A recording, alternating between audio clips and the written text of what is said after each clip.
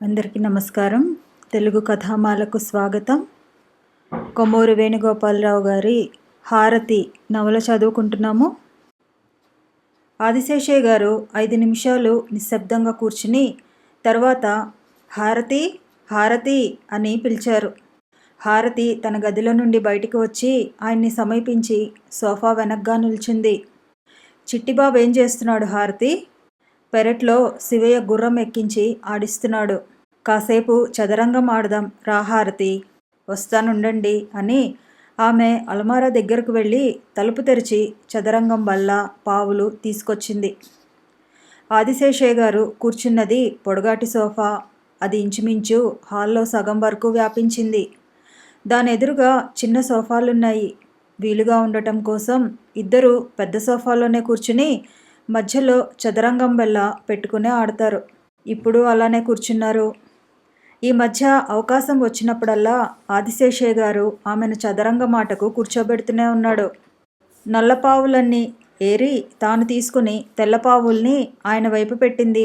2 పావులు గళ్లలో సర్దుకున్నారు. ఆదిశేషయ్య గారు ఆట మొదలుపెట్టాడు. మిమ్మల్ని విషయం అడగాలి అంది హారతి బంటుని కదిలించబోతూ. ఏమిటి? ఈ మధ్య మీరు పేకాటకు వెళ్ళడం మానేశారేం? ఆయన జవాబు చెప్పకుండా ఆలోచిస్తున్నాడు. ఆనాడు ఆ సంఘటన జరిగాక ఇంతవరకు మీరు క్లబ్కు వెళ్ళడమే చూడలేదు. కొంచెం ఆగి ఆయన నెమ్మదిగా అన్నాడు. అవును, వెళ్ళటం లేదు. నేను తెలుసుకోకోరేది కారణం. సమాధానం చెప్పడానికి తిరిగి ఆయన వ్యవధి తీసుకున్నాడు. చివరికి అన్నాడు. ఆనాడు నువ్వు ఆదుర్దాగా చెమటలు గ్రక్కుతూ వేళగాని వేళ రాకూడని చోటికి పరిగెత్తుకు వచ్చేసరికి నా మనసు వికలమైపోయింది హారతి. బాధ్యత గల వ్యక్తులం ఇద్దరం ఉండి అమానుషంగా ప్రవర్తించామనిపించింది. ఆ సమయంలో నాకు నేను ఓ మృగంలా కనిపించాను. నన్ను నేనే పరమ అసహ్యించుకున్నాను. ఇహ ఎప్పుడు పేకాటలకు దానికి క్లబ్బుల చుట్టూ తిరగకూడదని ఆ క్షణంలోనే మనసు నిర్ణయం చేసుకుంది. హారతి తల ఎత్తి ఆయన ముఖంలోకి చూసింది. అందులో ప్రస్ఫుటమవుతున్న ఆవేశం, ఆవేదన రెండూ చూసి ఆమె కొద్దిగా చెల్లించింది. నువ్వానాడు ఆ విధంగా ఆదుకోకపోయుంటే పరిణామం ఏ విధంగా ఉండేదో ఊహించలేను హారతి. ఈ భిక్ష నీదే. అలా అనకండి పెద్దబాబు గారు. ఆమె కంఠధ్వనిలో తడబాటుతో కండ్లల్లో నీళ్లు కూడా నిలిచాయి. దీనికి కారణం నేననే మీరు భావించదలిస్తే అందులోని నిర్దాక్షిణ్యతను నేను భరించలేను. నేనెవరిని? ఎక్కడి నుంచో వచ్చిందాన్ని. నా మొదలు మీకు తెలియదు. బహుశా తుది కూడా తెలియకపోవచ్చు. అశాంతితో కుంగిపోతూ మనసుని మరోవైపు మళ్లించడానికి మీరు ఓ దారి ఏర్పాటు చేసుకున్నారు. దానికి అడ్డు రావటం నా అహంభావమే అవుతుంది. అహంభావమా? ఈ ఇంట్లో ఇంత మంచి స్థానాన్ని పొంది మా అందరినీ ఆదరిస్తున్న నిన్ను అపార్థం చేసుకుంటానా? చిట్టిబాబుకు జబ్బుగా ఉన్న రోజున రాత్రంతా నిద్ర లేకుండా నువ్వు మేల్కొని ఉండటం చూశాను. నేనిక్కడే సోఫాలో రాత్రంతా కునికిపాట్లు పాడుతూ గడిపాను. తెల్లవారుజామునే మెలకు వచ్చి నీ గది దగ్గరకు వచ్చి చూశాను. వాడి ఒంటి మీద చేయి వేసి కళ్ళు తెరుచుకుని అలానే కూర్చున్నావు. నీ గొప్పతనం అప్పుడు తెలిసి వచ్చింది నాకు. అప్పుడు నిన్ను చూస్తే ఏమనిపించిందో తెలుసా? ఏమనిపించింది? కళ్ళలో కుతూహలం కనబరుస్తూ అడిగింది హారతి. నిన్ను వెలుగుతున్న విద్యుత్ దీపాలు హఠాత్తుగా ఆరిపోయి సర్వ ప్రాణకోటి నిర్ఘాంతపోయి తమ తమ పనుల్ని ఆపేసినట్లు. ఆ వాక్యం పూర్తి చేయలేక ఆయన ఆకస్మికంగా ఆపేశాడు. ఆమె కళ్ళల్లోకి చూస్తే అంగీకరించదేమోనన్న భయం కలిగింది ఆయనకు. కాదు అనే సమాధానం వస్తే ఆయన భరించలేడు. వాక్యం పూర్తి చేయలేకపోయాడు. ఇది సమయం కాదు, ఆ సమయం వేరే ఉంది, ఎప్పుడో వస్తుంది అని మనసుని నిలకడ చేసుకుని మాట మార్చివేస్తూ ఆ విషయాలు తర్వాత మాట్లాడుకుందాములే. మళ్ళీ చిట్టిబాబు వస్తే రసాభసా చేస్తాడు. ఎత్తువై హారతి అన్నాడు. ఇష్టం లేని వాళ్ళు నిర్దాక్షిణ్యంగా తుంచినట్లు ఆ సంఘటన అసంపూర్తిగా మిగిలిపోయింది. మరునాటి ఉదయం హారతి టీ కప్పు తీసుకుని ఆయన గదిలోకి వచ్చేసరికి ఆయన ఏదో వస్తువు కోసం వెతుక్కుంటూ సామానంతా చెల్లా చెదురు చేసేస్తున్నాడు. అల్మారాలోని బట్టలన్నీ బయటపడవేసి ఉన్నాయి. ఇంకా పుస్తకాలు, కాగితాలు మొదలైనవి కూడా చిందరవందరగా పడి ఉన్నాయి. ముందు టీ తీసుకోండి, తర్వాత ఏం కావాలో చెబితే వెతికి పెడతాను అంది హారతి. ఆయన ఉలికిపడి ఆమె వంక చూసి ఆమె చేతిలోని కప్పు అందుకుంటూ, ఈవేళ ఆఫీస్కు పెందలకడనే వెళ్లాల్సి ఉంది హారతి. సిలోన్ నుంచి 2 బిజినెస్ మ్యాగ్నెట్స్ వస్తున్నారు. షేవ్ చేసుకుందామంటే బ్లేడు కనబడటం లేదు అన్నాడు బిక్కమొహంతో. బ్లేడు కోసం ఇలా గదంతా తలక్రిందులు చేసేస్తారా ఎవరైనా? మరేం చేయను చెప్పు, నా కంగారు అలాంటిది. హారతి మృదువుగా నవ్వి, బ్లేడ్స్ అయిపోతే ఎలా కనిపిస్తాయి? నిన్న మధ్యాహ్నమే చూసి శివయ్య చేత తెప్పించాను. హాల్లో అల్మారాలో ఉన్నాయి అని బయటకు వెళ్ళి కొత్త బ్లేడ్ల ప్యాకెట్ తీసుకొచ్చి ఆయనకు అందించింది. ఆదిశేషయ్య గారి కళ్ళు కృతజ్ఞతతో మెరిశాయి. థ్యాంక్స్ హారతి, బ్రతికించావు. నువ్వున్నావు కాబట్టి సరిపోయింది కానీ లేకపోతే ఈ మతిమార్పు మనిషి ఏమైపోయేవాడు చెప్పు అన్నాడు. గడ్డం చేసుకోకుండా ఆ బిజినెస్ మ్యాగ్నెట్స్ని చూడ్డానికి వెళ్ళి ఉండేవారు అని హారతి నవ్వుతూ బయటకు వెళ్ళిపోయింది. ఆదిశేషయ్య గారు ఆమె వెళ్ళిన వైపే చూస్తూ కొన్ని క్షణాలు నిలబడిపోయారు. ఎంత విచిత్రమైన అనురాగపూరితమైన వ్యక్తి ఈమె! ఆమె ఆర్ద్ర హృదయం ఎన్నోసార్లు ఇటువంటి చిన్న చిన్న తికమకల నుండి తనను తమాషాగా రక్షించింది. అప్రయత్నంగా ఆయన చూపులు గోడమీది సుశీలమ్మ ఫోటో మీదకు మళ్ళాయి. ప్రశాంతమైన నిండైన ఆమె ముఖం ఆయన వంకే తిరిగి ఉన్నట్లుగా ఉంది. ఆమె కళ్ళు ఆయన వంకే చూస్తున్నట్లుగా ఉన్నాయి. కదిలి దగ్గరకు వెళ్ళాడు. ఆమె కళ్ళల్లో నీళ్లు తిరుగుతున్నట్లు ఆయనకు అనిపించింది. ఇవి ఆనంద బాష్పాలు, నాకు తెలుసు అనుకున్నాడు. హారతి నీకు నచ్చిందా? ఆయన పెదవులు కదిలాయి. నీ అనుమతి కోసం చూస్తున్నాను. నీ దయ. ఆయన గుండె మూలిగింది. ఆ సాయంత్రం చిట్టిబాబు స్కూల్ నుంచి వస్తూనే సినిమాకి వెడదామని పేచీ పెట్టాడు. వాడి దారిలో ఓ సినిమా హాలు దగ్గర బొమ్మలు చూశాడట. English cinema.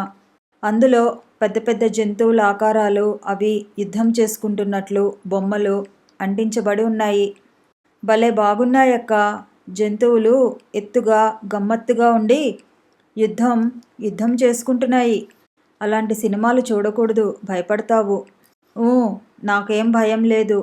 అది పిల్లల సినిమానేలే, స్కూల్లో చెప్పారు. ఏదైనా విషయం వర్ణించి చెప్పేటప్పుడు చిట్టిబాబు కళ్ళు చేతులు భలే తిప్పుతాడు. వాడి స్కూల్లో టీచర్లకు కూడా వాడంటే అందుకే ఇష్టం. వాళ్ళకేమీ తోచినప్పుడు వాడితో కబుర్లు చెప్పిస్తూ ఉంటారు. వాడు చూసిన బొమ్మలు ఎలా ఉన్నాయో అభినయించి చూపెడుతూ గంతులేస్తున్నాడు చిట్టిబాబు. వెడదామక్క, మరి ఎప్పుడు సినిమాకు వెళ్ళకపోతే ఎలాగేంటి? ఆదిశేషయ్య గారు ఆ రోజు ఇంటికి ఆలస్యంగా వస్తానని, అతిథులకు డిన్నర్ హోటల్లోనే ఏర్పాటు చేశానని, అదంతా అయ్యేసరికి బాగా పొద్దుపోతుందని మధ్యాహ్నమే ఫోన్ చేశాడు. చిట్టిబాబుని చూస్తే హారతికి జాలేసింది. ఇంత సామాన్యమైన విషయానికి ఆలోచించవలసిన అవసరమేమున్నది? కానీ ఆదిశేషయ్య గారు ఇంటికి రావటం లేదు. అతిథులు ఉన్నారు కాబట్టి బహుశా శ్రీధర్ కూడా రాడు. ఆమె ఇలా ఆలోచిస్తూ ఉండగానే గాలికి దగ్గరగా మూసుకున్న తలుపుల్ని తోసుకుని శ్రీధర్ లోపలికి వచ్చాడు.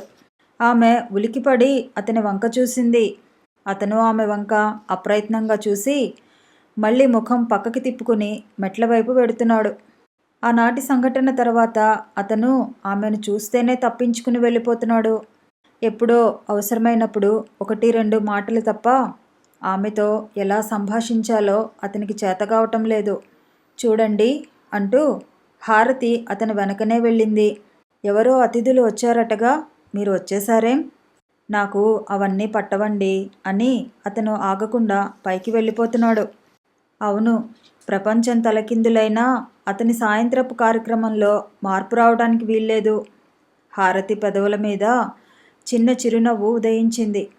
తండ్రిని చూసి చిట్టిబాబు అతని వెనకాలే పరిగెత్తి అతను ఇంకా మెట్ల మీద ఉండగానే కలుసుకొని చేయి పట్టుకున్నాడు. నాన్నా, నాన్నా, సినిమాకి వెడదాం నాన్న. మంచి సినిమా నాన్న, జంతువుల సినిమా నాన్న. తనని పైకి పోనివ్వకుండా నిలవేసి చిన్ని చేతులతో తన కాళ్ళు చుట్టేసి తల ఎత్తి ముఖంలోకి చూస్తూ అడుగుతుంటే శ్రీధర్ కరిగిపోయాడు. అలాగే పెడదాం బాబు. నువ్వు ఈ స్కూల్ డ్రెస్ విప్పేసి శుభ్రంగా స్నానం చేసి మరో బట్టలు తొడుక్కునిరా అన్నాడు. హాయ్ హాయ్ నాన్న మంచివాడు. మరే నాన్న, అక్క కూడా వస్తుంది నాన్న. శ్రీధర్ ఏమి జవాబు చెప్పాలో తోచక క్రింద నిలబడి ఉన్న హారతి కేసి చూశాడు. చిట్టిబాబుని వారిద్దామనుకుంటూ ఆమె కూడా పైకి చూసింది. కానీ ఏమని చెప్పాలో బోధపడక అలా చూస్తూ ఊరుకుంది. ఒక్క నిమిషం నిశ్శబ్దంగా గడిచింది. మీరు కూడా రండి, ముగ్గురం కలిసి వెడదాం అని శ్రీధర్ మెట్ల మీద చిట్టిబాబుని విడిచిపెట్టి పైకి వెళ్ళిపోయాడు. రా అక్క, నాకు త్వరగా స్నానం చేయించి బట్టలెద్దువు గాని, నువ్వు కూడా మంచి బట్టలు వేసుకో అని చిట్టిబాబు కిందికి దిగి వచ్చాడు గంతులేస్తూ. హారతి వాణ్ణేమీ అనలేదు. లోపలికి తీసుకువెళ్ళి వాడికి స్నానం అది చేయించి బీరువాలోంచి మంచి బట్టలు తీసి తొడిగింది. ఈ హడావిడి అంతా చూసి సీతమ్మ అడిగింది, ఎక్కడికైనా వెడుతున్నారా అమ్మా? అవునండి, బాబు సినిమాకి తీసుకెళ్ళమంటున్నాడు. నేను అక్క నాన్న వెడుతున్నాం అమ్మమ్మ అని చెప్పాడు చిట్టిబాబు. అలాగే వెళ్ళండి కానీ అక్కేమిట్రా పిచ్చి నాన్న, ఆ వరస నాకు నచ్చలేదు, ఇంకో రకంగా పిలవకూడదు అని హారతి వంక తిరిగి, వెళ్ళిరండమ్మా, ఇంట్లో నేను శివయ్య ఉంటాము అంది. చిట్టిబాబు ఊరుకోకుండా, పోనీ నువ్వు రాకూడదు అమ్మమ్మ, బాగుంటుంది అన్నాడు. సీతమ్మ మురిసిపోయి, నా బాబే, నీ కోరిక ముచ్చటగానే ఉంది కానీ నేను సినిమా చూసి 10 ఏళ్ళయిందిరా నాన్న. ఏమిటది? సంపూర్ణ రామాయణం అనుకుంటాను అంది ఆలోచిస్తూ. చిట్టిబాబు రెడీ అయ్యాక పైకి వెళ్ళి తండ్రిని పిలుచుకొచ్చాడు. ముగ్గురు బయటికి వచ్చి నడవసాగారు. సాయంత్రం వేళ కాబట్టి ఇరుగు పొరుగిళ్ళ వారందరూ బయటే నిలబడి ఉన్నారు. కొందరు మాట్లాడుకుంటున్నారు. కొందరు తీరిగ్గా కుర్చీలలో కూర్చుని ఉన్నారు. కొందరిళ్లలో ఆడపిల్లలు, మగపిల్లలు, చిన్నవాళ్ళు, పెద్దవాళ్ళు కూడా షటిల్, రింగ్ టెన్నిస్ ఆడుకుంటున్నారు. మొత్తం మీద అందరూ తాము చేస్తున్న పనులు ఒక్క క్షణం ఆపి తమ వంక కుతూహలంగా చూడటం హారతి గమనించింది. కొందరు ఊరికినే చూసి ఊరుకున్నారు. కొందరు గుసగుసలాడుకున్నారు. కొందరు చిరునవ్వులు నవ్వుకున్నారు. మెయిన్ రోడ్డు మీదకి వచ్చాక వాళ్లకు టాక్సీ దొరికింది. సినిమా హాల్ దగ్గరకు వెళ్లే వరకు వారిద్దరిలో ఎవరూ మాట్లాడుకోలేదు. చిట్టిబాబే వాళ్ళిద్దరితోనూ తెగ మాట్లాడుతున్నాడు. టికెట్లు చాలా వరకు అయిపోయాయి. జనమంతా లోపలికి వెళ్ళినట్లుగా ఉన్నారు. బయట పల్చగా ఉంది. శ్రీధర్ రిజర్వ్డ్ క్లాస్ బుకింగ్ దగ్గరకు వెళ్ళి 3 టికెట్లు ఇమ్మనేసరికి, సారీ సార్, 2 ఉన్నాయి. పోనీ ఓ పని చేయండి, పిల్లవాడిని ఒళ్ళో కూర్చోబెట్టుకోండి, 2 టికెట్లు తీసుకుని అన్నాడు బుకింగ్ క్లర్క్. శ్రీధర్ ఆమె ముఖంలోకి ప్రశ్నార్థకంగా చూశాడు. తీసుకోండి అందామె. టికెట్లు తీసుకున్నాక ముగ్గురు హాల్లోకి వెళ్ళారు. అప్పటికి ట్రైలర్ ఏదో మొదలుపెట్టారేమో. లోపలంతా చీకటిగా ఉంది. హాలువాడు దారి చూపిస్తుండగా చిట్టిబాబు చేయి పట్టుకుని ముందు హారతి, వెనుక శ్రీధర్ నడుస్తున్నారు. చీకట్లో తడుముకుంటూ నడుస్తూ ఒకచోట మెట్టు లేదనుకుని కాలు వేసి తూలి పడబోయింది హారతి. శ్రీధర్ వెంటనే చూసి చప్పున ఆమె భుజం గట్టిగా పట్టుకుని పడకుండా ఆపాడు. థ్యాంక్స్ అంది హారతి చిన్నగా. ఇద్దరూ వెళ్ళి సీట్లో కూర్చున్నారు. చిట్టిబాబుని తన దగ్గర కూర్చోమన్నాడు శ్రీధర్. నేను అక్క దగ్గర కూర్చుంటా అని వాడు ఆమె ఒడిలో కూర్చున్నాడు. కొంతసేపటికి సినిమా మొదలైంది. ఇంగ్లీషు చిత్రం. మనిషి ఆకారంలో ఆకాశమంత ఎత్తు ఉన్న వింత జీవులు సముద్రంలో ఓడల్ని ఫుట్బాల్ బంతిని విసిరేసినట్లు విసిరేస్తున్నాయి. తర్వాత ఊళ్ళోకి వచ్చి పడ్డాయి. కార్లని పిండి పిండిగా తొక్కేస్తున్నాయి. పెద్ద పెద్ద మేడల్ని అవలీలగా విరగ్గొట్టి పారేస్తున్నాయి. మనుషుల్ని అప్పడాల్లా చేసేసి పిప్పర్మెంట్ బిళ్ళల్ని చప్పరించేట్లు చప్పరిచ్చేస్తున్నాయి. అంతా గోల, గందరగోళం. ఊళ్ళన్నీ నానా బీభత్సంగానూ తయారయ్యాయి. పట్టణాలకు పట్టణాలు నాశనమైపోతున్నాయి. ప్రజలు ఇల్లు ఆస్తులు విడిచిపెట్టి భీతావహులై పరుగెడుతున్నారు. సినిమా మొదలెట్టగానే చిట్టిబాబు అందులో లీనమైపోయాడు. అప్పుడప్పుడు ఉత్సాహంతో బయటకు కేరింతలు కొడుతున్నాడు. భయమేసినప్పుడు గట్టిగా కళ్ళు మూసుకుంటున్నాడు.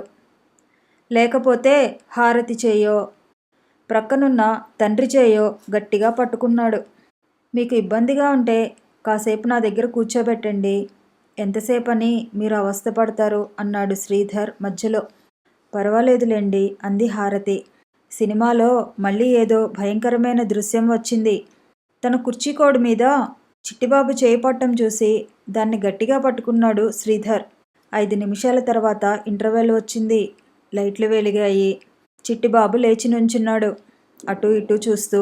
శ్రీధర్ ఉలిక్కిపడి పక్కకి తిరిగి చూసేసరికి హారతి చెయ్యి తన చేతిలో ఉంది. సిగ్గుపడి వెంటనే వదిలేశాడు. అతనికి అర్థం కాలేదు, ఇలా ఎందుకు జరిగింది? అది తన చెయ్యి అని హారతి గుర్తించిందా?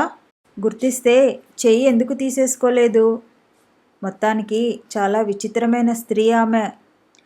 చిట్టిబాబుకి జబ్బు చేసిన రోజున తాను ఆమె పట్ల చాలా అన్యాయంగా ప్రవర్తించాడు. అయినా తనను ఒక్క మాట అనలేదు. ఏమీ తెలియనట్లే, ఏమీ పట్టించుకోనట్లే ప్రవర్తిస్తోంది. నాకు డ్రింక్ కావాలి అన్నాడు చిట్టిబాబు. పద అని శ్రీధర్ లేచి నిలబడి హారతి వంక చూస్తూ, మీరు కూడా రండి అన్నాడు. ఆమె లేచి ఇద్దరినీ అనుసరించింది. బయటికి వచ్చాక డ్రింక్ స్టాల్లో 3 కోకోకోలాలు తీసుకున్నాడు. చిట్టిబాబుకొకటి, హారతికి ఒకటి ఇచ్చాడు. జనం రద్దీగా లేని ప్రదేశం చూసుకుని అక్కడికి పోయి నిలబడ్డారు. హారతి క్రోటన్స్ పక్కగా నిల్చుని గోడకు ఆనుకుంది. అనుకోకుండా భుజం మీద చేయి పడేసరికి శ్రీధర్ ఉలిక్కిపడి చూశాడు. మోహన్ బొత్తిగా కనబడటం మానేశావేం అని చిరునవ్వుతో పలకరిస్తున్నాడు. ఊరికేనే. మోహన్ హారతి వంక క్రీగంట చూస్తూ ఏదో మాట్లాడటం మొదలుపెట్టాడు. ఆమెను శ్రీధర్ తనకు పరిచయం చేస్తాడని అతను ఆశించాడు.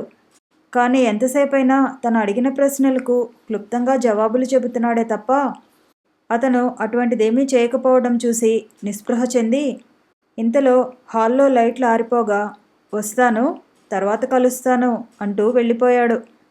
మళ్ళీ ముగ్గురు వెళ్ళి హాల్లో కూర్చున్నారు. సినిమా అయిపోయేసరికి చిట్టిబాబు యథాప్రకారం కునికిపాట్లు పడుతున్నాడు. బయటికి వచ్చి టాక్సీ ఎక్కారు. మధ్యలో మెలకువ వచ్చి కాసేపు కథ చెప్పి మళ్ళీ కునికిపాట్లు పడసాగాడు చిట్టిబాబు. ఇంటికి చేరుకున్నారు. హారతి భోజనం చేయమని ఎంత బతిమాలుతున్నా వినిపించుకోకుండా పాలు త్రాగేసి నిద్రలో మునిగిపోయాడు చిట్టిబాబు. ఆదిశేషయ్య గారు ఇంకా ఇంటికి రాలేదు. శ్రీధర్ పెరట్లోకి వెళ్ళి కాళ్ళు చేతులు కడుక్కొని పైకి వెళ్ళిపోతున్నాడు. హారతి అతని వెనకనే వెళ్ళి భోజనం చేదురుగాని రండి అంది. వద్దండి, ఆకలి లేదు అన్నాడు శ్రీధర్ మెట్ల మీదనే ఆగి. కొంచెం తీసుకుందురుగాని రండి. శ్రీధర్ సంకోచిస్తున్నట్లుగా నిలబడ్డాడు. పోనీ మేడ మీదకే తీసుకురానా? మీ ఇష్టం అని పైకి వెళ్ళిపోయాడు. 5 నిమిషాలు గడిచాక అతని భోజనం ఓ కంచంలో పెట్టి మూతపెట్టి పైకి తీసుకువెళ్ళింది హారతి. శ్రీధర్ సోఫాలో కూర్చుని ఉన్నాడు. ఆమెకెదురుగా ఉన్న బల్ల మీద ఉంచింది. కూడదనుకుంటూనే మీకు చాలా శ్రమ ఇస్తున్నాను.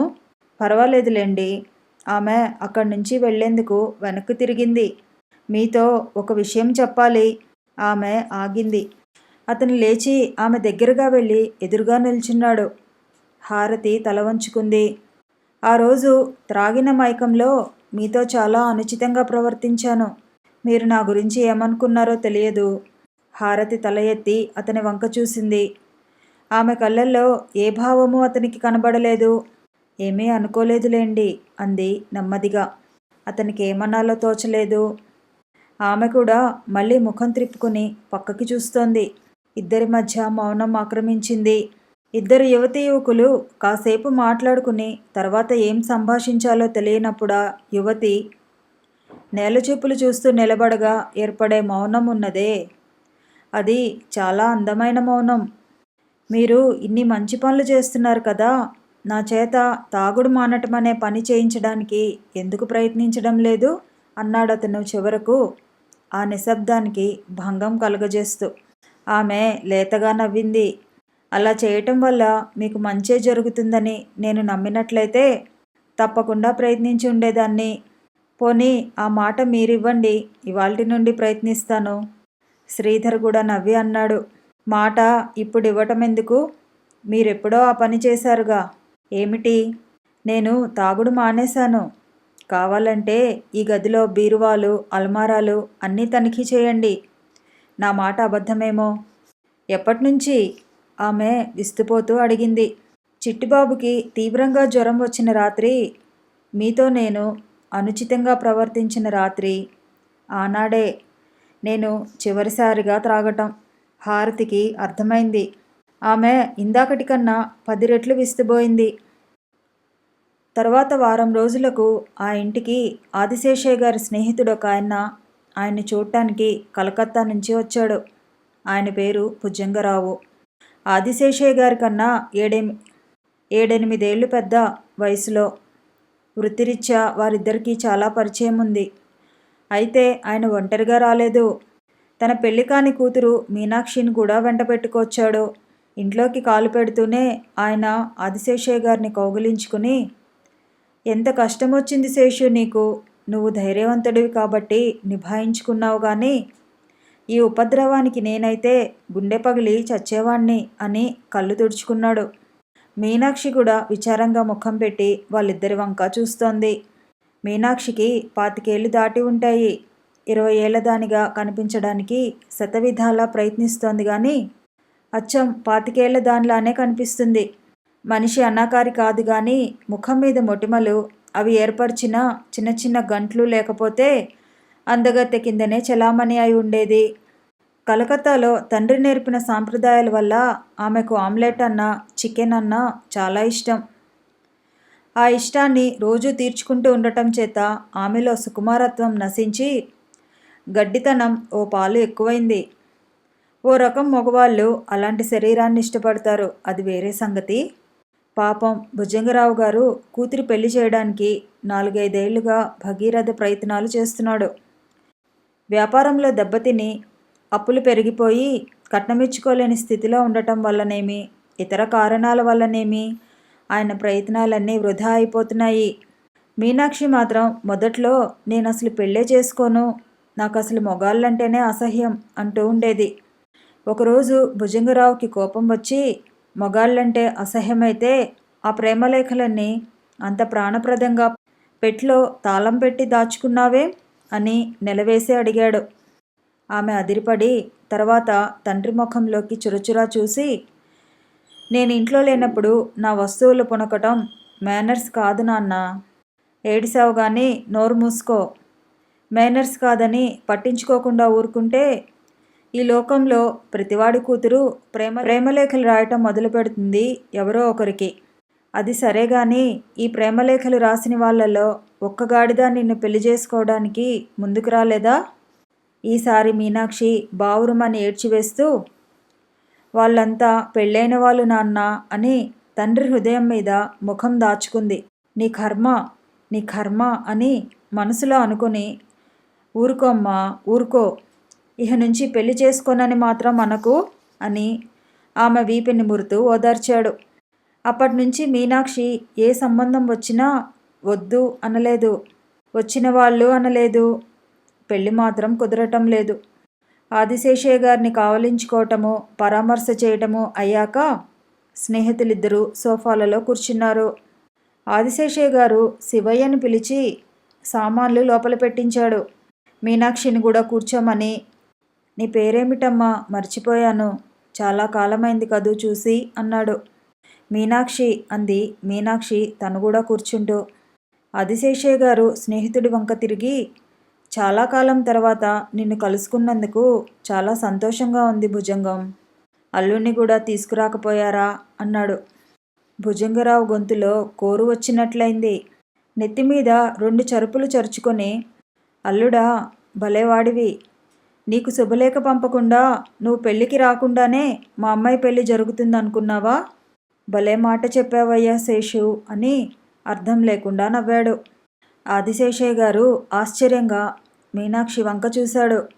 పిల్లల తల్లిలా ఉన్నావు, ఇంకా నీకు పెళ్లి కాలేదా అన్న భావం ఉందా చూపులో. మీనాక్షి ఆ చూపు భరించలేక ముఖం పక్కకి తిప్పుకుంది. 10 ఏళ్ల క్రితం వరకు భుజంగరావు హైదరాబాదులోనే ఉండేవాడు. వ్యాపారంలో అక్కడ పరిస్థితులు కలిసి రాకపోవటం వల్ల ప్లాన్ మార్చి కలకత్తా మకాం మళ్లించాడు. అక్కడ పరిస్థితులు ఇంతకంటే అధ్వానంగా అఘోరించాయి. మా శ్రీధర్ కంటే 2-3 ఏళ్ళు పెద్దనుకుంటా కదూ భుజంగం అన్నాడు ఆదిశేషయ్య గారు ఆలోచిస్తూ. మీనాక్షి ముఖం ఇంకా వివర్ణమైపోయింది. కానీ ఇంకా పక్కకి తిప్పుకోవడానికి మెడలోని కండరాలు అనుమతించకపోవడం చేత భంగపడి ఊరుకుంది. ఈ లోకంలో పరీక్ష తప్పిన వాళ్ళు, వయసు దాటిపోతున్నా ఇంకా జీవితంలో స్థిరపడిన వాళ్ళు, సకాలంలో పెళ్లి కాని వాళ్ళు, అంటువ్యాధుల చేత బాధపడుతూ అది దాచుకుందామని ప్రయత్నించేవాళ్ళు, అడుగడుక్కి ఇలా ఎన్నో ప్రశ్నలు ఎదుర్కోవలసి వస్తుంది. వాళ్ళు అబద్ధాలు చెప్పాల్సి ఉంటుంది. నిజం బయటపడి అప్పుడప్పుడు అపహాస్యాల పాలు కావలసి ఉంటుంది. భుజంగరావు ఇంకోసారి అర్థం లేకుండా వికటంగా నవ్వాడు. భలేవాడివోయ్ శేషు, నువ్వు చూస్తుంటే ఏ విషయమూ గుర్తున్నట్టు లేదసలు నీకు.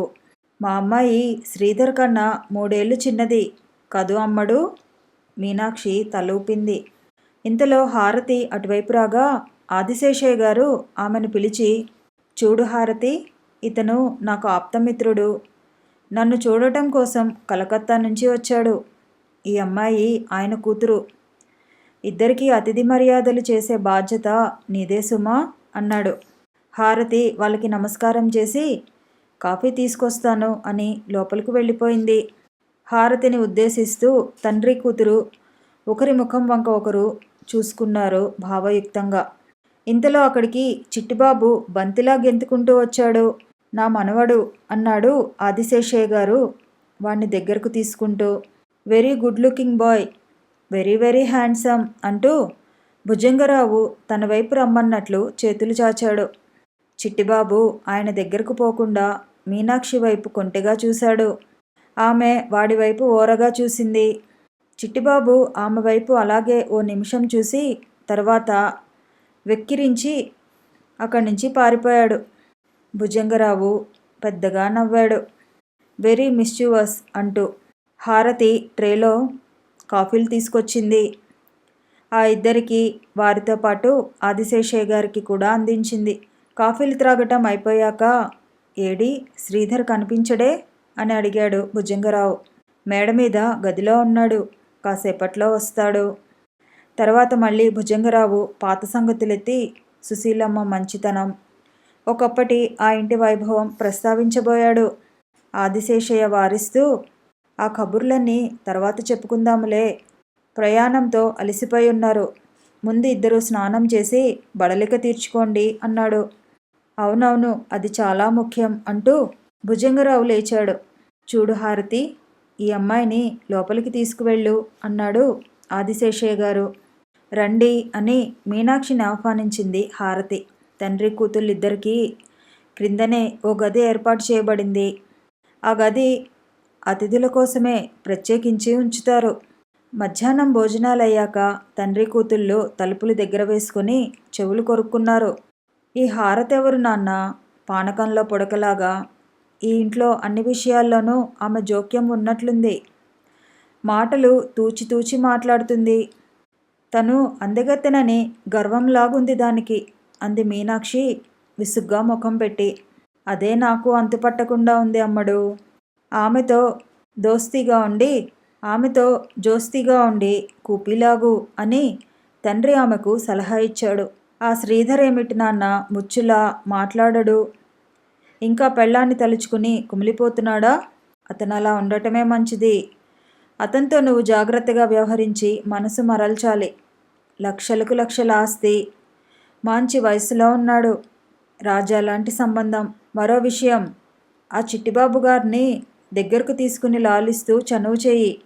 పిల్లలను ముందు వల్లో వేసుకుంటే తరువాత పెద్దవాళ్ళని బుట్టలో వేయవచ్చు. ఆ హారతి అలానే కోటలో పాగా వేసిందని నా నమ్మకం. పిల్లలంటే నాకు తెగ చిరాకు నాన్న, వాళ్ళని ముట్టుకోబుద్ధి కాదు అంది మీనాక్షి దీనంగా ముఖం పెట్టి. అలా అంటే ఎలానే అమ్మడు? చిట్టిబాబు వాళ్ళ గారాల పట్టి, వాణ్ణి కాదని మనం ఈ ఇంట్లో నెగ్గుకు రాలేం. ఏమైనా సరే నువ్వు వీణ్ణి మచ్చిక చేసుకుని తీరాలి. సరే, ప్రయత్నిస్తానులే నాన్న. మరో విషయం, ఇక్కడ నువ్వు ఆమ్లెట్, చికెన్ అంటూ చొంగ కార్చుకు. వీళ్ళంతా స్ట్రిక్ట్ వెజిటేరియన్స్లా ఉంది. కావాలంటే సాయంత్రాలు అలా బయటకు వెళ్ళినప్పుడు ఈ ఊళ్ళో బోలెడు ఇరానీ హోటల్స్ ఉన్నాయి, ఏమంటావు?